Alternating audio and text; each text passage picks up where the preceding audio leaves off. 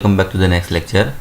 Human endocrine system અંતસ્ત્રાવી તંત્ર અંતર્ગત આજનો આપણો નેક્સ્ટ ટોપિક થશે પેન્ક્રિયાસ ગ્લેન્ડ, મતલબ કે સ્વાદુપિંડ ગ્રંથિ. પાચન તંત્રમાં તમે સહાયક પાચક ગ્રંથિ તરીકે પણ સ્વાદુપિંડ અને યકૃત વિશે ભણી ગયા છો. તો એ અંતર્ગત આપણે સ્વાદુપિંડ ગ્રંથિ ભણવાની છે, પણ એની જ ગ્રંથિ જે છે અત્યારે આપણે અંતસ્ત્રાવી ગ્રંથિ તરીકે ભણવાની છે. એટલે સ્વાદુપિંડ ગ્રંથિ જે છે એના અંતસ્ત્રાવ કયા કયા છે અને એને રિલેટેડ એના કાર્ય વિશે ટૂંકમાં જોઈ લે. બરાબર, અગત્યની ગ્રંથિ છે. આગળ જેમ કીધું પ્રમાણે પિટ્યુટરી, થાઇરોઇડ, એડ્રિનલ અને એના પછીની અગત્યની ગ્રંથિ હોય તો એ થશે આ સ્વાદુપિંડ ગ્રંથિ. બરાબર, તો સૌથી પહેલાં સ્વાદુપિંડ એટલે કે પેન્ક્રિયાસ એના વિશેની સામાન્ય માહિતી. તો સ્વાદુપિંડ જે છે એનું સ્થાન દર્શાવેલું નથી. સ્વાદુપિંડ ક્યાં આવેલું છે તમને ખ્યાલ હોવો જોઈએ. સ્વાદુપિંડ ગ્રંથિ જે છે એ શરીરના પાચન તંત્ર જે છે એનો મતલબ કે આપણે જે આગળ ભણી ગયા જે ભાગ આવે છે આવી રીતના જઠરવાળો ભાગ, જઠરવાળા ભાગ પછીના ભાગમાં આવે આવું સી આકારની રચના, આંતરડાવાળો ભાગ. બરાબર, જે ગૂંચળામય ફેરવાય એ પહેલાં આવી રીતની ગૂંચળામય રચના આવેલી છે જેનું નામ છે પક્વાશય. સી આકારનો ભાગ પક્વાશય. આવા પક્વાશયવાળા ભાગ જે છે એની એક્ઝેક્ટ વચ્ચેના ભાગમાં આવી રીતના પાંદડા જેવી દેખાતી એક ગ્રંથિ જે છે ગોઠવાયેલી છે. બરાબર, એ ભાગ કયો થશે તો એ ભાગ થશે સ્વાદુપિંડ. એટલે સ્થાન શું થશે આનું? જઠર પછીનો પક્વાશયવાળો જે સી આકારનો ભાગ જે છે એના પાશની વચ્ચેના ભાગમાં ગોઠવાયેલી ગ્રંથિ. બરાબર, આવા સ્વાદુપિંડ ગ્રંથિ જે છે એનો આપણે આડો છેદ લઈએ, આટલો ભાગ જે છે એનો આડો છેદ લઈએ. બરાબર, તો એના આડા છેદવાળા ભાગ જે છે એમાં તમે જોશો તો આડા છેદવાળા ભાગની અંદરની આંતરિક રચના જે છે એમાં મુખ્ય બે પ્રકારના ભાગ જે છે એ જોવા મળશે. એક પ્રકારના ભાગ જે છે આવી રીતની રચના જોવા મળશે, પુષ્પ જેવી દેખાતી જે છે આવી રીતના ખંડિકા જેવી રચના જે છે જોવા મળશે. અને બીજો એક ભાગ જે છે એ જોવા મળશે એમાં આવેલા અલગ અલગ પ્રકારના કોષો જે છે એનો જથ્થો.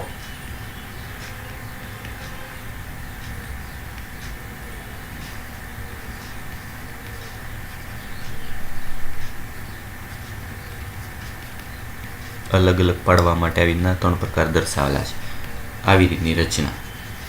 એટલે આ શું થશે જો તો કે આપણે સ્વાદુપિંડનો આડો છેદ લઈએ તો સ્વાદુપિંડના આડા છેદમાં સૌથી વધારે ભાગ જે છે દેખાતો ભાગ જે છે, બરાબર, આ પ્રમાણે આપણે દર્શાવીએ તો એમાં જે આ ફૂલડા જેવો ભાગ દેખાય છે, બરાબર, એ સ્વાદુપિંડનો સૌથી વધારે ભાગ જે છે એ આપણે લઈ શકીએ.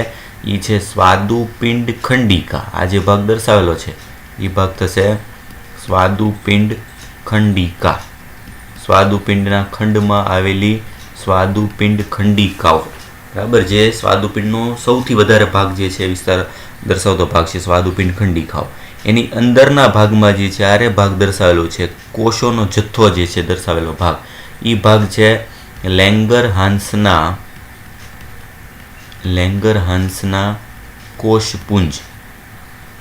કોષપુંજો એટલે કે લેંગરહાન્સના કોષ સમૂહ. બે ભાગ દર્શાવેલા છે. આ જે સ્વાદુપિંડ ખંડિકાઓ વાળો ભાગ જે છે એ છે સ્વાદુપિંડનો બહિસ્ત્રાવી ભાગ. બહિસ્ત્રાવી ભાગનો મતલબ શું? તો આગળ મેં કીધું હતું પ્રમાણે કે એનામાંથી નીકળતા સ્ત્રાવ માટેની વાહક નલિકાઓ આવેલી હોય. જ્યારે સ્વાદુપિંડનો લેંગરહાન્સના કોષપુંજ જે છે એ છે સ્વાદુપિંડનો અંતઃસ્ત્રાવી ભાગ. એટલે આપણે જે ભણવાનું છે એ ભાગ છે અંતઃસ્ત્રાવી ભાગ. આગળ પણ આપણે એક ગ્રંથિ ભણી ગયા અંડપિંડ. બરાબર, અંડપિંડમાં પણ આવા બે ભાગ આવતા હતા, બહિસ્ત્રાવી ભાગ અને અંતઃસ્ત્રાવી ભાગ. એમાં જે બહિસ્ત્રાવી ભાગ જે છે એ કયો છે તો કે એમાંથી સ્વાદુપિંડ ખંડીમાંથી મુક્ત થાય, સ્વાદુપિંડ ખંડિકામાંથી સ્વાદુરસનો વહન શેના દ્વારા થાય? તો આગળ ભણી ગયા આપણે કે એનું વહન થાય સ્વાદુપિંડ નલિકા દ્વારા. સ્વાદુપિંડ નલિકા દ્વારા વહન પામે. એટલે જો એમાં નલિકા આવે, જેમાં નલિકા આવતી હોય એ ભાગ કયો હોય? બહિસ્ત્રાવી ભાગ હોય. સ્વાદુપિંડ ખંડિકામાંથી સ્વાદુરસ નામનો એક અગત્યનો જે છે પાચક રસ ઉત્પન્ન થાય. આપણે ઓલરેડી ભણી ગયા છે આગળ. બરાબર, તો આ સ્વાદુરસ ઉત્પન્ન કરતો ભાગ જે છે એ છે બહિસ્ત્રાવી ભાગ, સ્વાદુપિંડ ખંડિકા. જ્યારે લેંગરહાન્સના કોષપુંજ જે છે એમાં ત્રણ પ્રકારના જે છે અલગ અલગ કોષો હોય, આલ્ફા, બીટા અને ડેલ્ટા. પણ એમાં ટેક્સ્ટ બુક પ્રમાણે એમાં ખાલી બે જ ભાગ દર્શાવેલા છે. અંતઃસ્ત્રાવી ભાગ જે છે એમાં 3 પ્રકારના અલગ અલગ કોષો જે છે એમાં આવેલા છે. એક પ્રકારનો કોષ જે છે એ છે આલ્ફા કોષ, બીજો કોષ જે છે એ છે બીટા કોષ, અને ત્રીજા પ્રકારના કોષ આવેલા હોય એ છે ડેલ્ટા કોષ. આ 3 પ્રકારના કોષો આવેલા હોય અને આ 3 પ્રકારના કોષોમાંથી અલગ અલગ પ્રકારના અંતઃસ્ત્રાવનો સ્ત્રાવ થાય છે. બરાબર, એમાંના મુખ્ય 2 છે આલ્ફા અને બીટા પ્રકાર. અગત્યની બાબત શું છે તો કે સ્વાદુપિંડનો જે આખો ભાગ જે છે એમાં લેંગરહાન્સના કોષપુંજ જે છે એ માત્ર ખાલી 1 થી 2% જેટલો ભાગ રોકે છે. 1 થી 2% જેટલો ભાગ. બરાબર, મતલબ કે જે 98 થી 99% ભાગ જે છે એ કયો હોય તો કે સ્વાદુપિંડ ખંડિકાવાળો ભાગ. એટલે સૌથી વધુ ભાગ સ્વાદુપિંડ ખંડિકાઓ હોય, એકદમ નાનો ભાગ જે છે 1 થી 2% ભાગ એ લેંગરહાન્સના કોષપુંજ જે છે આવેલા હોય. તેમ છતાં 1 થી 2% ભાગમાં પણ આવા લેંગરહાન્સના કોષપુંજ જે છે એની સંખ્યા આખા સ્વાદુપિંડ જે છે એની સંખ્યા થાય છે 1 થી 2 મિલિયન. 1 થી 2 મિલિયન. 1 થી 2 મિલિયનનો મતલબ થાય 10 થી 20 લાખ. 10 થી 20 લાખ જેટલા લેંગરહાન્સના કોષપુંજ જે છે એમાં આવેલા હોય. બરાબર, એ માત્ર 1 થી 2% જેટલો ભાગ રોકે છે. બરાબર, એટલે ટેક્સ્ટ પ્રમાણે હવે જે ભાગ આપેલો છે જોઈ લે. આ થઈ ગઈ એની સામાન્ય માહિતી. બરાબર, સ્વાદુપિંડ સંયુક્ત ગ્રંથિ છે. સૌથી પહેલા સંયુક્ત ગ્રંથિ કોમ્પોઝિટ ગ્લેન્ડ કીધું. શું કામ? જો કારણ કે તે બાહ્યસ્ત્રાવી તેમજ અંતઃસ્ત્રાવી બંને કાર્ય કરે છે. એમાં 2 ભાગ છે. એક ભાગ કયો છે તો કે બહિર્સ્ત્રાવી ભાગ છે સ્વાદુપિંડ ખંડિકાઓ, અંતઃસ્ત્રાવી ભાગ છે લેંગરહાન્સના કોષપુંજ. જેવી રીતે આગળ આવ્યું હતું લેડિંગના કોષો. બરાબર, આપણે શુક્રપિંડ જે છે ભણ્યા હતા એમાં આવ્યું હતું લેડિંગના કોષો. એવી રીતે આમાં આવે છે લેંગરહાન્સના કોષ સમૂહ. સ્વાદુપિંડનો અંતઃસ્ત્રાવી ભાગ લેંગરહાન્સના કોષપુંજો ધરાવે છે. આઇલેટ ઓફ લેંગરહાન્સ. બરાબર, ટાપુ જેવી રચના. આખા જે છે વાળા ભાગમાં વચ્ચેના ભાગમાં ટાપુ જેવી રચના એટલે નામ આપ્યું એને આઇલેટ. આઇલેટ ઓફ લેંગરહાન્સ. લેંગરહાન્સ નામના વૈજ્ઞાનિકે એની શોધ કરી એટલે એના પરથી નામ આપ્યું લેંગરહાન્સના કોષપુંજો. સામાન્ય માનવીના સ્વાદુપિંડમાં આશરે 1 થી 2 મિલિયન લેંગરહાન્સના કોષપુંજ આવેલા હોય છે. એટલે કે 10 થી 20 લાખ. બરાબર, આ સંખ્યા એક વ્યક્તિ જે છે સામાન્ય હોય અને મતલબ એને કોઈ બીમાર ન હોય એનું સ્વસ્થ જે સ્વાદુપિંડ હોય તેના સ્વાદુપિંડમાં 10 થી 20 લાખ અથવા તો 1 થી 2 મિલિયન જેટલા આવા કોષપુંજ જે છે આવેલા હોય. જે સ્વાદુપિંડ પેશીનો ફક્ત 1 થી 2% ભાગ રોકે છે. મતલબ તેમ છતાં એ માત્ર 1 થી 2% જેટલો જ ભાગ છે. એટલે સૌથી ઓછી માત્રામાં આવેલો ભાગ છે. લેંગરહાન્સના કોષપુંજમાં મુખ્ય 2 પ્રકારના કોષો જોવા મળે છે. એક છે આલ્ફા કોષ, બીજો બીટા કોષ. 3 કોષો છે. બરાબર, એ 3 કોષોમાં આલ્ફા અને બીટા કોષો જે છે એના 95% ભાગ છે. 95% આલ્ફા અને બીટા હોય. આ જે છે એ માત્ર 5% જ હોય. એટલે એને મુખ્ય કોષો કયા કીધા? આલ્ફા અને બીટા. 2 પ્રકારનું કોષોનું વર્ણન કીધું છે. ડેલ્ટા કોષ હોય પણ એ માત્ર 5% જેટલો જ વિસ્તાર હોય ટોટલ કોષપુંજ જે છે એમાંથી. બરાબર, એટલે મુખ્ય 2 કોષો છે આલ્ફા અને બીટા. એમાં આલ્ફા કોષો ગ્લુકાગોન કહેવાતા અંતઃસ્ત્રાવનો સ્ત્રાવ કરે, જ્યારે બીટા કોષો ઇન્સ્યુલિન અંતઃસ્ત્રાવનો સ્ત્રાવ કરે છે. 2 પ્રકારના કોષોમાંથી અલગ અલગ પ્રકારના અંતઃસ્ત્રાવનો સ્ત્રાવ કરે છે. નામ યાદ રાખવાના છે. આલ્ફા કોષ ગ્લુકાગોન, બીટા કોષ ઇન્સ્યુલિન. બરાબર, આગળ આવી ગયું છે બાયોમોલિક્યુલમાં ઇન્યુલિન. ઇન્યુલિન કાર્બોદિત છે, યાદ રાખજો, પોલીસેકેરાઇડ હતું. જ્યારે આ છે ઇન્સ્યુલિન, આ પ્રોટીન છે અને એક અંતઃસ્ત્રાવ છે. ઇન્સ્યુલિન અને ગ્લુકાગોન 2 પ્રોટીન છે, મતલબ એક પ્રકારના પેપ્ટાઇડ અંતઃસ્ત્રાવો છે. એટલે આ થઈ ગઈ સામાન્ય માહિતી. સ્વાદુપિંડ શું છે, ક્યાં આવેલું હોય, એની અંદરની આંતરિક રચના. સ્વાદુપિંડ જે છે એની આંતરિક રચના. એટલે આ શું થશે? સ્વાદુપિંડનો આડો છેદ લઈએ તો એની અંદર આવા 2 ભાગ દેખાય. બરાબર, એની અંદર આવેલા કોષો અને કોષોમાંથી ઉત્પન્ન થતા અંતઃસ્ત્રાવોના નામ. હવે દરેક એક અંતઃસ્ત્રાવ ગ્લુકાગોન અને ઇન્સ્યુલિનનું કાર્ય શું છે, બરાબર, એના એક કાર્ય જે છે એના વિશે આપણે ટૂંકમાં સમજીએ. જો ક્રમશઃ તો સૌથી પહેલો આવશે સ્વાદુપિંડ જે છે એનું આલ્ફા કોષમાંથી ઉત્પન્ન થતો અંતઃસ્ત્રાવ, તો એ છે ગ્લુકાગોન. ગ્લુકાગોન પેપ્ટાઇડ અંતઃસ્ત્રાવ છે જે રુધિરમાં ગ્લુકોઝનું સામાન્ય પ્રમાણ જાળવી રાખવામાં મહત્વની ભૂમિકા ભજવે છે. જો કઈ રીતે કાર્ય કરે છે તો આગળ સૌથી પહેલા તમને સમજાવી દો કે બંને અંતઃસ્ત્રાવ ગ્લુકોઝનું પ્રમાણ શરીરમાં જાળવે છે. Glucagon આલ્ફામાંથી, બીટામાંથી insulin. ગ્લુકાગોન અને ઇન્સ્યુલિન બંને જે છે એનું કાર્ય છે કે રુધિરમાં ગ્લુકોઝની પ્રમાણ બ્લડ શુગર જેને આપણે કહીએ છીએ એ બંનેનું પ્રમાણ જાળવી રાખે છે. કઈ રીતે? જો આ રીતે બંને કાર્ય કરે છે. સાદી ભાષામાં સમજવા માટે બે એકબીજાની વિરોધી કાર્ય કરે છે. એક અંતઃસ્ત્રાવ છે ગ્લુકાગોન, બીજો અંતઃસ્ત્રાવ છે ઇન્સ્યુલિન. આ છે આલ્ફા કોષમાંથી ઉત્પન્ન થતો અંતઃસ્ત્રાવ, આ છે બીટા કોષમાંથી ઉત્પન્ન થતો અંતઃસ્ત્રાવ. બેયનું કાર્ય શું છે? જો તમે કાર્ય સમજશો એટલે ખ્યાલ આવશે. ગ્લુકાગોન જે છે એ શું કરે તો કે રુધિરમાં ગ્લુકોઝ વધારે છે, રુધિરમાં ગ્લુકોઝ વધારે, બ્લડ શુગર જે છે એ વધારે છે. જ્યારે ઇન્સ્યુલિન જે છે એ રુધિરમાં ગ્લુકોઝ ઘટાડે છે, એટલે આપણું બ્લડ શુગર જે છે એને કંટ્રોલમાં ઘટાડે છે. હવે ખરેખર વધારતુંય નથી અને ઘટાડતુંય નથી. આ સમજવા જેવી બાબત છે, એટલે મેં આવી રીતનો એરો દર્શાવ્યો છે. આ શું દર્શાવે છે કે જ્યારે રુધિરમાં ગ્લુકોઝ વધી જાય, ખૂબ વધી જાય તો ઘટાડે કોણ? ઇન્સ્યુલિન. અને જ્યારે ખૂબ ઘટી જાય ત્યારે વધારે કોણ? ગ્લુકાગોન. આ બંને અંતઃસ્ત્રાવો જે છે એ સાથે મળી અને ટૂંકમાં બેયનું કાર્ય જે છે એ શું થઈ ગયું કહેવાય તો કે કોઈ વધારતુંય નથી, કોઈ ઘટાડતુંય નથી. મતલબ શું છે તો કે આ બંને જે છે એ બ્લડ શુગર જે છે એને કાબૂમાં રાખે છે. એટલે અહીં ટૂંકમાં એનો અર્થ જે છે સમજવો હોય તો શું કહેવાય? રુધિર શુગર નિયંત્રણ રાખે. બ્લડ શુગર જે છે એનું નિયંત્રણ રાખવાનું કાર્ય. વધવાય નથી દેતું અને ઘટવાય નથી દેતું, પણ ક્યારે કોણ વધારે ને ક્યારે કોણ ઘટાડે એ પ્રમાણે કાર્ય યાદ રાખવાનું હોય તો આલ્ફા કોષનો ગ્લુકાગોન એ રુધિરમાં ગ્લુકોઝ વધારશે. જો રુધિરમાં યાદ રાખવાનું છે. અને રુધિરમાં ગ્લુકોઝ ઘટાડવાનું કામ કરે છે ઇન્સ્યુલિન. બેયનું કામ શું છે તો કે શુગર અથવા ગ્લુકોઝને નિયંત્રણમાં રાખવું.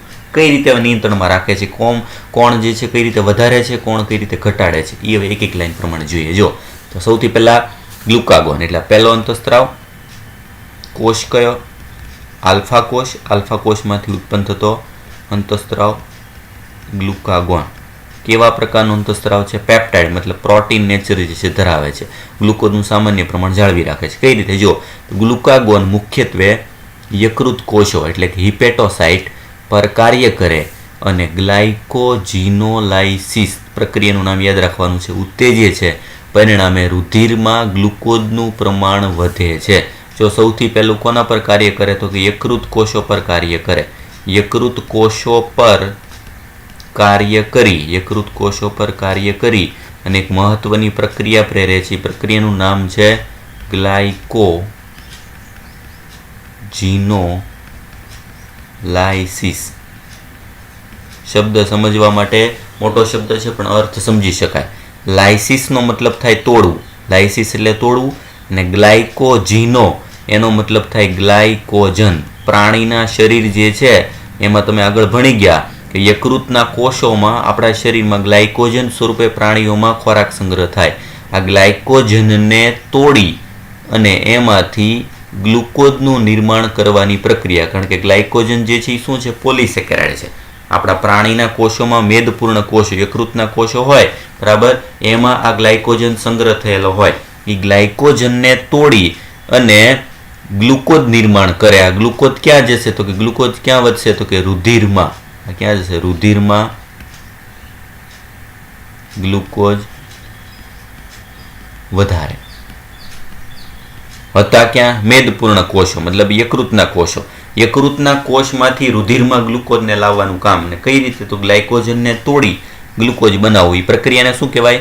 ગ્લાયકોજીનોલાઇસિસ.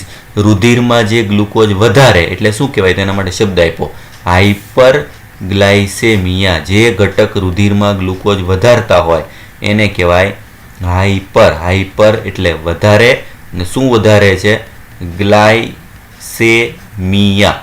જે રુધિરમાં ગ્લુકોઝ વધારનાર ઘટક છે એને માટે શબ્દ વપરાય હાઇપર ગ્લાયસેમિયા.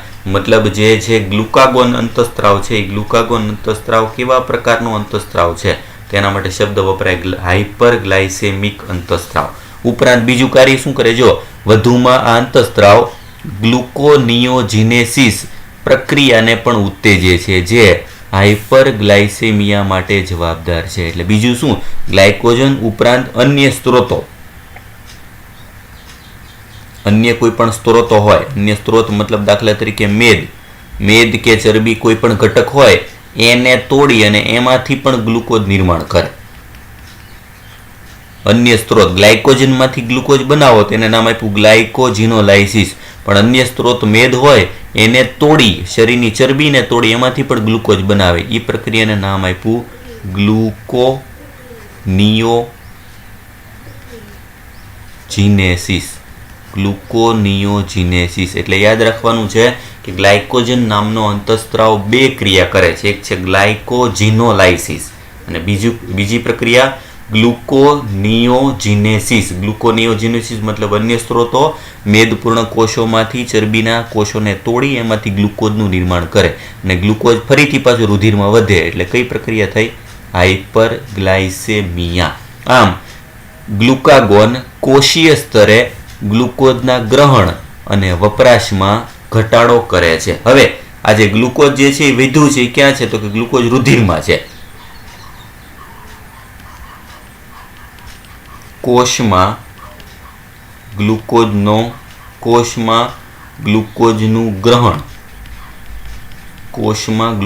ગ્રહણ અને વપરાશ ઘટાડે. ગ્લુકોઝ ક્યાં છે? રુધિરમાં. રુધિરમાંથી એને કોષમાં દાખલ થતો અટકાવે છે. ગ્લુકોઝનું ગ્રહણ થાય મતલબ કે કોષની અંદર એને એન્ટર થવો અને કોષની અંદર ગ્લુકોઝનો વપરાશ ક્યાં થાય? તો કે શ્વસનની ક્રિયામાં. એ કેવી ક્રિયા કરે છે? ઘટાડે. કોષમાં ઘટાડે છે એનો મતલબ વધે છે ક્યાં? તો કે વધારો થાય છે માત્ર ને માત્ર રુધિરમાં. આપણે રુધિરમાં વધારો થવો જોઈએ. રુધિરમાં ગ્લુકોઝનું પ્રમાણ વધારો રાખવો એ અંતઃસ્ત્રાવ. એના માટે શબ્દ કયો વપરાય? હાઇપરગ્લાયસેમિયા. એટલે હાઇપરગ્લાયસેમિયા પ્રેરતો અંતઃસ્ત્રાવ કયો થશે? તો અંતઃસ્ત્રાવ થશે ગ્લુકાગોન. બરાબર. એટલે ત્રણ પ્રક્રિયા કરે છે મેઇન. એક જે છે એ ગ્લાયકોજિનોલાઇસિસ કરે છે, બીજી પ્રક્રિયા કરે છે ગ્લુકોનિયોજિનેસિસ અને ત્રીજી પ્રક્રિયા કોષનું ગ્લુકોઝમાં ગ્રહણ અને વપરાશ જે છે ઘટાડે છે. આ રીતે આ અંતઃસ્ત્રાવ હાઇપરગ્લાયસેમિક અંતઃસ્ત્રાવ તરીકે ઓળખાય છે. કારણ કે અંતઃસ્ત્રાવ જે છે એ ગ્લુકોઝની માત્રા રુધિરમાં વધારે છે. જે અંતઃસ્ત્રાવ રુધિરમાં ગ્લુકોઝની માત્રા વધારે, કયો કોષ? આલ્ફા કોષમાંથી મુક્ત થાય ગ્લુકાગોન. ત્રણ ક્રિયાઓ કરે. પહેલી ક્રિયા ગ્લાયકોજિનોલાઇસિસ મતલબ ગ્લાયકોજનમાંથી ગ્લુકોઝ બનાવવું. બીજું અન્ય સ્ત્રોતોમાંથી પણ ગ્લુકોનિયોજિનોસિસ કરીને ગ્લુકોઝ બનાવે. આ બેથી રુધિરમાં ગ્લુકોઝ વધે. રુધિરમાં ગ્લુકોઝ વધે એ સ્થિતિને કહેવાય હાઇપરગ્લાયસેમિયા. અને ત્રીજું કાર્ય શું? તો કે કોષની અંદર ગ્લુકોઝનું ગ્રહણ અને વપરાશ ઘટાડે છે. બરાબર. ગ્લુકોઝનો વપરાશ ને ગ્રહણ ઘટે એટલે ઓટોમેટિક ગ્લુકોઝનું રુધિરમાં પ્રમાણ જે છે વધવાનું છે. રુધિરમાં પ્રમાણ વધારે એટલે અંતઃસ્ત્રાવને શું નામ આપ્યું? હાઇપરગ્લાયસેમિયા. હવે જો અહીંયા તમને મેં સમજાવ્યું પ્રમાણે કે રુધિરના શુગરને નિયંત્રણમાં રાખવું એક વધારે છે અને બીજો ઘટાડે છે. બરાબર. ગ્લુકાગોન અને ઇન્સ્યુલિન. તો સ્વાભાવિક છે કે આપણે જે ગ્લુકાગોનનું કાર્ય ભણ્યા એ સેમ આનાથી ઊંધી પ્રક્રિયા કરશે ઇન્સ્યુલિન. અને પછીનો જે અંતઃસ્ત્રાવ ભણવાનો છે ઇન્સ્યુલિન છે. ઇન્સ્યુલિન એક્ઝેક્ટલી આમાં જે કાર્ય કર્યું છે આપણે આ પ્રમાણેનું કાર્ય કર્યું છે બધું એ પ્રમાણે એના કરતાં ઊંધી પ્રક્રિયા કરશે ઇન્સ્યુલિન. આપણે ઇન્સ્યુલિન માટે આ જ પ્રક્રિયા પણ બધી ઊંધી થઈ જશે. એટલે એના પછીનો નેક્સ્ટ જે છે એ અંતઃસ્ત્રાવ જે બીજો પ્રકાર ઇન્સ્યુલિન. બરાબર. આના કરતાં એક્ઝેક્ટ ઊંધી ક્રિયા. ઇન્સ્યુલિન પણ પેપ્ટાઇડ અંતઃસ્ત્રાવ છે જે રુધિરમાં ગ્લુકોઝની સમસ્થિતિ હોમિયોસ્ટેસિસ મતલબ ગ્લુકોઝનું પ્રમાણ જાળવી રાખવું એવો અર્થ થાય ના નિયમનમાં મુખ્ય ભૂમિકા ભજવે છે. કઈ રીતે? જો તો કે ઇન્સ્યુલિન મુખ્યત્વે યકૃત કોષો અને મેદપૂર્ણ કોષો એટલે કે મેદપૂર્ણ પેશીના કોષો. મેદપૂર્ણ કોષો મતલબ જે કોષોમાં ચરબી વધારે હોય, ચરબીવાળા કોષો વધારે હોય એને કહેવાય મેદપૂર્ણ પેશી. એના ઉપર કાર્ય કરી અને ગ્લુકોઝના કોષીય ગ્રહણ અને વપરાશમાં વધારો કરે છે. આ ત્રણેય લાઈન જે છે આગળ આવી ગઈ એની જ છે. જો શું મૂકી દીધી મેં આગળ? યકૃતના કોષોમાં શું કરશે? તો કે પહેલું યકૃતના કોષમાં ગ્લુકાગોન ગ્લાયકોજનમાંથી ગ્લુકોઝ બનાવતી. ઇન્સ્યુલિન ઊંધું કરશે, ગ્લુકોઝમાંથી બનાવી નાખશે ગ્લાયકોજન. આ છે મેદપૂર્ણ કોષો. મેદપૂર્ણ કોષોમાં ગ્લુકોઝ બનતું હતું એના બદલે ઇન્સ્યુલિન શું કરશે? ગ્લુકોઝમાંથી પાછું મેદ બનાવી નાખશે. એટલે બે ક્રિયા. ગ્લુકાગોન ગ્લુકોઝનું ગ્રહણ અને વપરાશ ઘટાડતું તો એના બદલે વધારી દેશે. વધારી દે એટલે બધાની મૂળ સ્થિતિ શું થશે? ઊંધવાના કરતા રુધિરમાં ગ્લુકોઝ વધતો તો એને બદલે ઘટી જાય. ઘટાડો આવશે એટલે હાઇપરની જગ્યાએ શબ્દ થઈ જશે હાઇપો. એની સ્થિતિ જો પરિણામે રુધિરમાંથી યકૃત કોષો અને મેદપૂર્ણ પેશીમાં ગ્લુકોઝનું ઝડપી સ્થાનાંતરણ થાય અને જેથી રુધિરમાં ગ્લુકોઝનું પ્રમાણ ઘટે છે. આ ઘટાડો પ્રેરે છે એટલે નામ આપ્યું છે હાઇપોગ્લાયસેમિયા. આગળ શબ્દ કયો હતો? હાઇપરગ્લાયસેમિયાની જગ્યાએ શબ્દ અહીં આવી ગયો હાઇપો. હાઇપો એટલે ઓછું. ઇન્સ્યુલિન લક્ષ્ય કોષોમાં ગ્લુકોઝના ગ્લાયકોજનમાં પરિવર્તન એટલે કે ગ્લાયકોજિનેસિસને પણ ઉત્તેજિત કરે છે. આગળ આવ્યું તેના કરતાં ઊંધી પ્રક્રિયા. ઇન્સ્યુલિન જે લક્ષ્ય કોષ હોય મતલબ જ્યાં ઇન્સ્યુલિન જે છે એ કાર્ય કરતું હોય એવા કોષમાં ગ્લુકોઝનું ગ્લાયકોજનમાં પરિવર્તન કરે. આગળ શું હતું જો ગ્લાયકોજનનું ગ્લુકોઝમાં રૂપાંતર, એના માટે નામ આપ્યું હતું ગ્લાયકોજિનોલાઇસિસ. એના બદલે આ શું કરશે? ગ્લુકોઝમાંથી ગ્લાયકોજન બનાવે. ગ્લુકોઝમાંથી ગ્લાયકોજન બનાવવું એટલે આખી પ્રક્રિયાનું નામ બદલાય છે ગ્લાયકોજિનેસિસ. બરાબર. આમ ઇન્સ્યુલિન અને ગ્લુકાગોન બંને ભેગા મળી અને રુધિરમાં ગ્લુકોઝની સમસ્થિતિ જાળવે છે. સમસ્થિતિ જાળવી મતલબ એનું પ્રમાણ જાળવી રાખવું, ન વધવા દેવું કે ન ઘટવા દેવું. બરાબર. બંનેના કાર્ય ઊંધા છે. બીજો કોષ જે છે કોષ કયો થશે? બીટા કોષ. બીટા કોષમાંથી ઉત્પન્ન થતો અંતઃસ્ત્રાવ એ છે ઇન્સ્યુલિન. ઇન્સ્યુલિન પણ પેપ્ટાઇડ એક અંતઃસ્ત્રાવ છે. કાર્ય શું કરશે? તો કે કાર્ય પ્રમાણે આપણે પહેલું કાર્ય ગ્લુકોઝમાંથી રૂપાંતર કરી નાખે ગ્લાયકોજન, એટલે ગ્લુકોઝના ઘટકો જોડીને એમાંથી ગ્લાયકોજન બનાવી નાખે. ગ્લુકોઝમાંથી ગ્લાયકોજન બનાવવાની પ્રક્રિયા થશે ગ્લાયકોજિનેસિસ. ગ્લાયકોજિનેસિસ અને આગળ આવ્યું હતું ગ્લુકોનિયોજિનેસિસ. આ બે ભેગું ના થાય, બે અલગ છે. બરાબર. આખી ઊંધી પ્રક્રિયા છે. અને ઉપરાંત ગ્લુકોઝવાળા ભાગ જે છે એમાંથી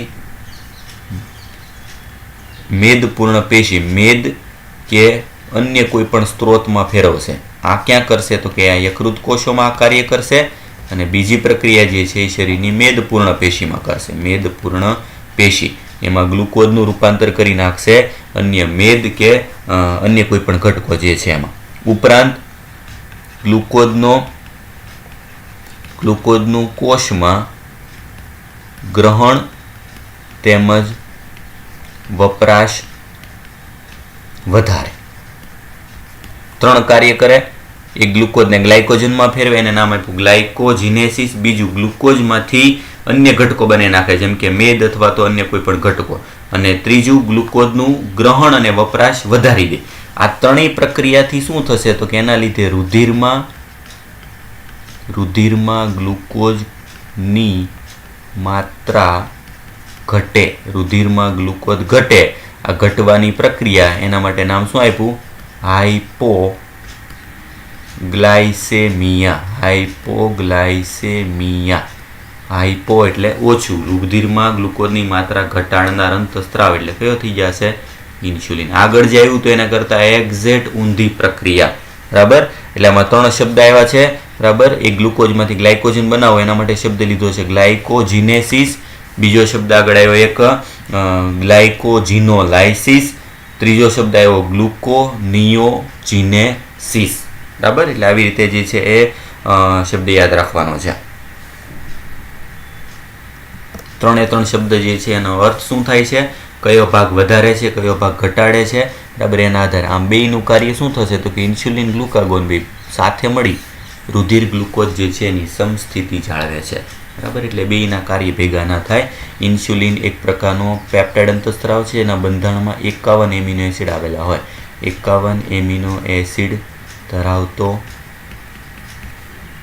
પેપ્ટાઇડ અંતઃસ્ત્રાવ. એના બંધારણમાં 51 એમિનો એસિડ જે છે આવેલો છે એટલે એ પેપ્ટાઇડ અંતઃસ્ત્રાવ થશે. ટોટલ 51 એમિનો એસિડ આવેલા છે. બરાબર.